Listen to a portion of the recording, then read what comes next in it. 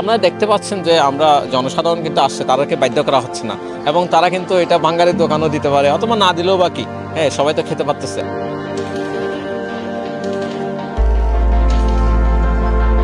4 KG plastic দিয়ে 1 litre soybean তেল পেয়েছি। প্লাস্টিকগুলোর মধ্যে হচ্ছে একটা ভাঙ্গা চেয়ার, কিছু বোতল ছিল, যেমন লিচুর বোতল, ফুলা ভাইনে খাইতো ঘরের মধ্যে ওই রকম বোতল। তো ওগুলা ঘরের মধ্যে ছড়িয়ে ছিটিয়ে থাকতো, এলোমেলো হয়ে থাকতো। ফুলা ভাইনে ওগুলা দিয়া আচার খাইতো, আইসক্রিম খাইতো, সোনা বুট খাইতো, ওগুলো আরও ফুলা ফানের ক্ষতি হয়।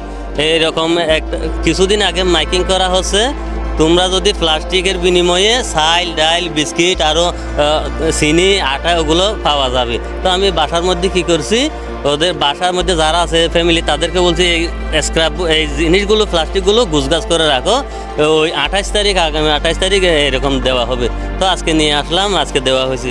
আমি প্রথমত যখন আসছি এই জিনিসগুলো নিয়ে আমি সরাসরি বলতে চাইছিলাম যে আসলে কি দিচ্ছে কি দেয় নাই, তারপর আমি যাচাই করার জন্য আসছি। এসে দেখতেছি এখানে যে ব্যবস্থাটা নেওয়া হয়েছে এটাতে আমরা অনেক সন্তুষ্ট, কারণ এই প্লাস্টিকগুলো যেখানে সেখানে পড়ে আমাদের পরিবেশটা নষ্ট করতেছে। তো এই জিনিসটা যদি এক জায়গায় এসে জমা করে এটা যদি একটা ব্যবস্থা নেওয়া হয়, তাহলে আমাদের পরিবেশটাও অনেক সুন্দর থাকতেছে।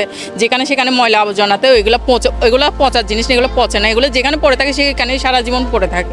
তো এটা যদি এক জায়গায় এনে জমা করে একটা জিনিস নেওয়া যায়, এটা আমাদের কাজে আসতেছে, আমাদের বাচ্চাদের কাজে আসতেছে, আমরা খেতে পারতেছি রান্না করে।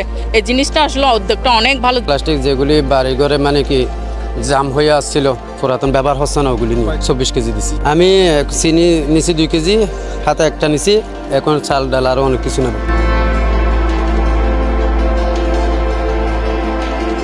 আমরা কিন্তু তাদের ডোর টু ডোর গিয়ে 12 দিন আগে থেকে তাদেরকে বুঝাচ্ছি যে প্লাস্টিক খুবই ক্ষতিকর, এটা পরিবেশে ফেলা উচিত না, আপনারা রেখে দেন। আপনারা যদি রেখে দেন আমরা আপনাদের জন্য উপহার নিব, এবং আপনারা নিত্য প্রয়োজনীয় পণ্য আমাদের এখান থেকে কি ক্রয় করতে পারবেন।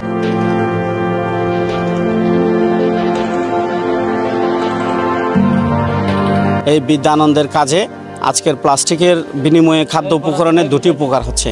একটি হচ্ছে পরিবেশ রক্ষা হচ্ছে, পরিবেশের উপকার হচ্ছে, আরেকটি হচ্ছে যারা কেটে খাওয়া মানুষ তারা এগুলো কুড়িয়ে এনে যে খাদ্য উপকরণ পাচ্ছে সেটা দিয়ে তারা ভালোভাবেই আজকে দিনটা খাবার আহরণ করতে পারবে। সেন্ট মার্টিন এবং কক্সবাজারের প্রাণ, পরিবেশ এবং প্রতিবেশকে প্লাস্টিক দূষণের ভয়াবহ থাবা থেকে রক্ষা করার জন্য বিদ্যানন্দ ফাউন্ডেশন 2022 সাল থেকে জেলা প্রশাসনকে সাথে নিয়ে আমরা প্লাস্টিক প্রতিরোধ কর্মসূচি চালিয়ে যাচ্ছি। আমরা 2022 সাল থেকে ইতিমধ্যে সম্পূর্ণ স্বেচ্ছাশ্রমের বিনিময়ে আমরা 327 মেট্রিক টন সামুদ্রিক প্লাস্টিক সংগ্রহ করে রিসাইকেল করতে সক্ষম হয়েছি। তো এটা আমার বাংলাদেশের স্বেচ্ছাসেবী সংস্থাসমূহের ইতিহাসে এটা কিন্তু একটা মাইল ফলক হিসেবে থাকবে। এবং শুধুমাত্র আমরা 327 মেট্রিক টন প্লাস্টিক শুধুমাত্র রিসাইকেল করছি না, এই রিসাইকেল প্রক্রিয়ার মধ্যে আমরা হাজার হাজার স্থানীয় অধিবাসী এবং লক্ষ লক্ষ পর্যটককে কিন্তু আমরা এই কর্মসূচিতে আমরা সম্পৃক্ত করেছি।